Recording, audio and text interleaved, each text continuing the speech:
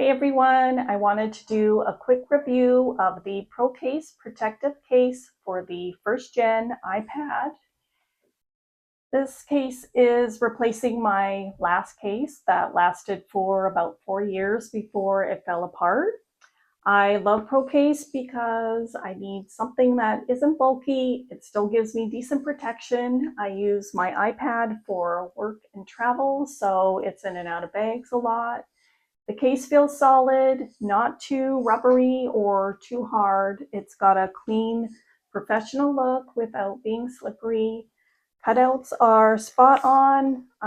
Camera, your port and your speakers, everything lines up perfectly.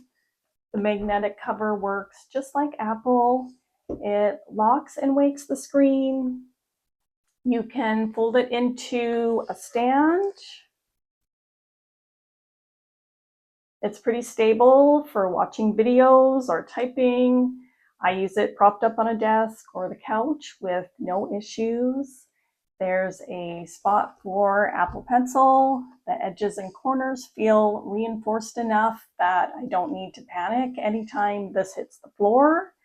It's not heavy, it protects well, and still looks good after a few months of use. This Procase is a solid pick.